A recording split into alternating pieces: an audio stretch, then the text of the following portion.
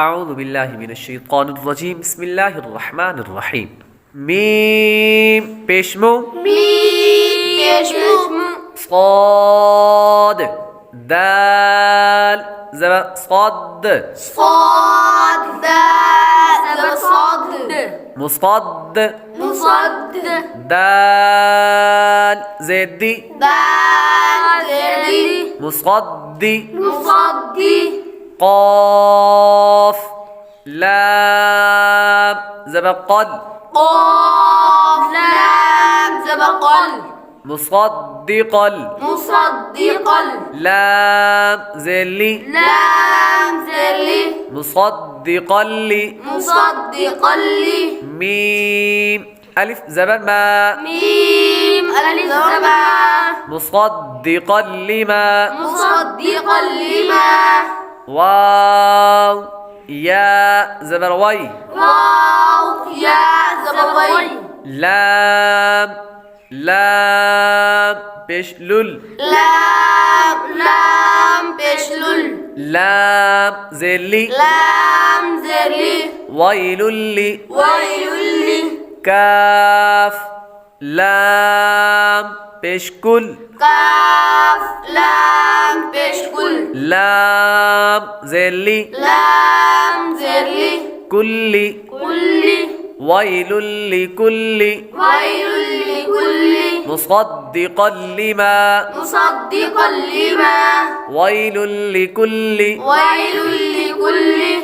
جی میم کے بعد صاد حروف مستعلیہ میں سے ہے، اس لیے صاد کو پر یعنی موٹا پڑھیں گے.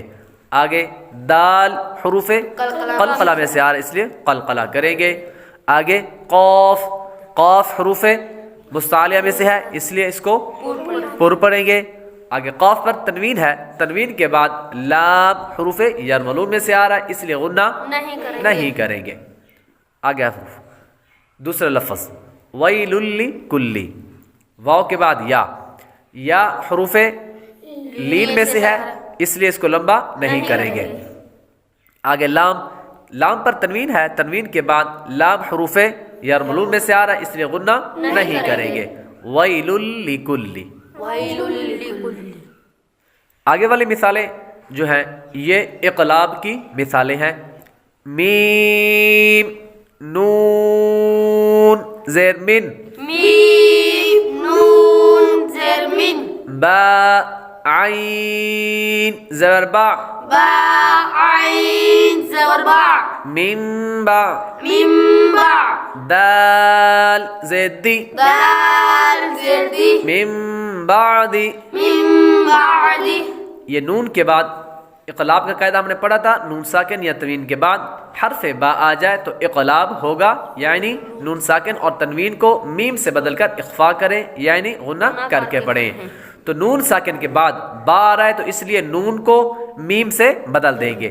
لیکن ایک چیز اور ذہن میں رکھنی ہے کہ جب ہم ہجے کریں گے تو میم نون زیر من ہی پڑھیں گے، کیونکہ قاعدے کی شرط با ہے، قاعدے کی شرط با ہے.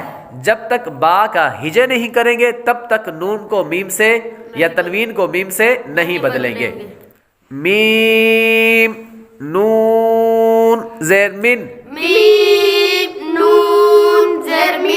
با قاف زبر باق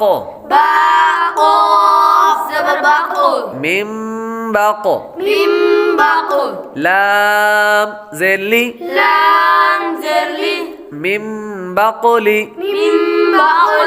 ہا الف زبر ہا من بقلیہا حمزہ نون زبر ان با حمزہ زیر بی امبی ہا میم پیش ہم امبی ہم لام زبر لا یا نون پیش یون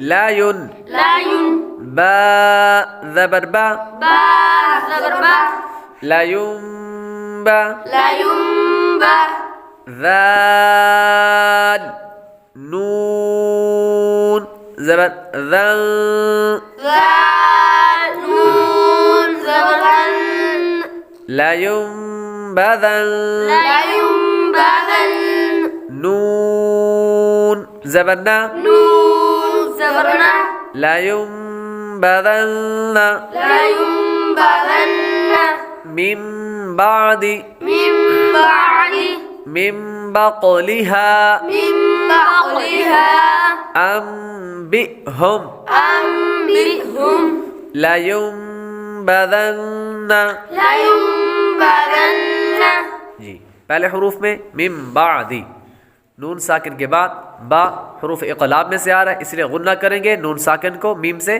بدل کر غنہ کر کے پڑھیں گے۔ جی آگے دوسرے لفظ میں نون ساکن کے بعد با حروف اقلاب میں سے آ رہا ہے، اس لیے نون ساکن کو میم سے بدل کر اخفا کریں گے، یعنی غنہ کر کے پڑھیں گے۔ با کے بعد قاف حروف قلقلہ میں سے آ رہا ہے اور حروف مستعلہ میں سے آ رہا ہے، تو اس لیے اس کو پر بھی کریں گے اور قلقلہ بھی کریں گے۔ آگے تیسرے لفظ میں نون ساکن کے بعد با حروف اقلاب میں سے آ رہا ہے، تو اس لیے نون ساکن کو میم سے بدل کر اخفا کر کے غنہ کر کے پڑھیں گے۔ آگے حمزہ، تو حمزے کو جھٹکا دے کر پڑھیں گے۔ چوتھے لفظ کے اندر نون ساکن کے بعد با حروف اقلاب میں سے آ رہا ہے، اس لیے نون ساکن کو میم سے بدل کر اخفا کریں گے، غنہ کر کے پڑھیں گے۔ آگے آخر میں نون مشدد ہے، اس لیے اس کو غنہ کر کے پڑھیں گے۔